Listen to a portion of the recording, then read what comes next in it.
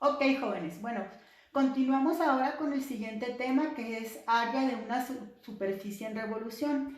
Este tema viene muy ligado al tema anterior que vimos de longitud de arco. ¿Por qué viene ligado? Bueno, vamos a ver. Esta porción que está en color azul, que es una curva que va del punto A al punto B, va a empezar a girar en torno a un eje. En este caso está girando en torno al eje X, también pudo haber girado en torno al eje Y. Puede girar en cualquier eje.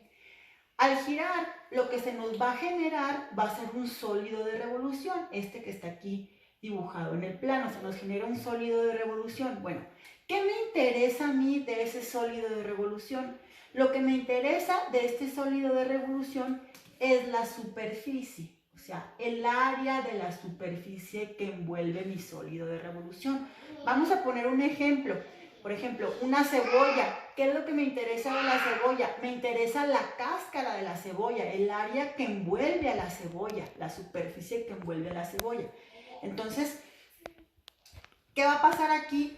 Si la porción gira alrededor del eje X, yo voy a encontrar una superficie en X. Si gira alrededor del eje de la Y, voy a encontrar una superficie en Y. Entonces, me interesa el área que envuelve el sólido de revolución.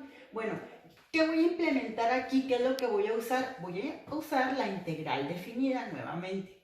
Bueno, vamos a imaginar que voy a hacer una partición perpendicular al eje de revolución. Hago una partición y aquí está un zoom de lo que se me generaría. Se me van a generar anillos. Por ejemplo, aquí voy a hacer una división. Y esta parte es esta. Se me van a generar anillos. Anillos de los cuales me interesa esta parte de aquí. O sea, es una argolla. Es un anillo. Y lo que me importa es la superficie, el área del anillo. Entonces, ¿qué pasa? Si yo desdoblo ese anillo, lo desdoblo, ¿qué se me va a generar? Se me va a generar un rectángulo. Lo cual me importa de este rectángulo el área de este rectángulo. Entonces, ¿qué va a pasar? ¿Cómo saco yo el área de un rectángulo? Pues muy sencillo, es una base por una altura. Entonces, por lo tanto, tendríamos que definir quién sería la base en cualquier instante en mi plano y quién sería la altura en cualquier instante en mi plano. Aquí se puede verificar. Vean que cuando yo hice la partición, puse que esta partición le llamaba un diferencial en S. ¿Por qué un diferencial en S? Porque si recuerdan, nosotros a la longitud de arco le llamábamos como S. Entonces este tramito pequeñito de aquí es una parte de esa longitud total. Por lo tanto le llamé ds.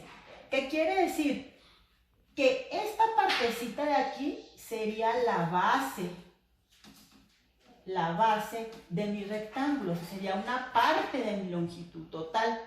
Bueno, ¿quién sería esta dimensión? ¿Qué pasa si ustedes doblan el anillo? ¿Cuál es esta dimensión? Pues sería que el perímetro de un círculo. ¿Y cómo sacamos el perímetro de un círculo? Pues muy sencillo, 2pi por un radio. 2pi por radio o pi por diámetro. Pero bueno, basándonos acá, ¿quién sería este radio en cualquier punto del plano? Ve aquí qué pasa. El radio sería esta dimensión. ¿Quién le está dando esa dimensión en cualquier punto? Ah, bueno, pues una distancia que me la aporta Y, que en este caso me la está dando la función o esa longitud. ¿Qué va a pasar entonces? Yo a esto le puedo llamar un diferencial en área, porque sería nada más una parte de mi área total. Entonces, ese diferencial de área sería entonces, pues sacar el producto de la base por la altura, que mi altura sería 2pi radio por un diferencial de longitud. Pero aquí estaría sacando únicamente una parte de mi superficie total. ¿Qué hago? aquí es donde entra la integral. Hago una sumatoria de un lado y una sumatoria del otro lado. Al integrar un diferencial de área, voy a obtener una superficie, en este caso como está rotando en X, va a ser una superficie en X que va a ser igual, este 2pi es una constante, va para afuera de la integral, de una sumatoria de áreas de rectángulos que están dados por 2pi por un radio, que este radio en este caso me lo está dando una distancia y o f de x por un diferencial de longitud.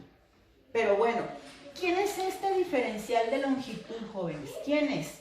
Este diferencial de longitud, habíamos quedado que es una parte de mi longitud total, es una pequeña parte de mi longitud total. Y nosotros ya vimos con anterioridad cómo podíamos sacar esa longitud, cómo la podíamos sacar.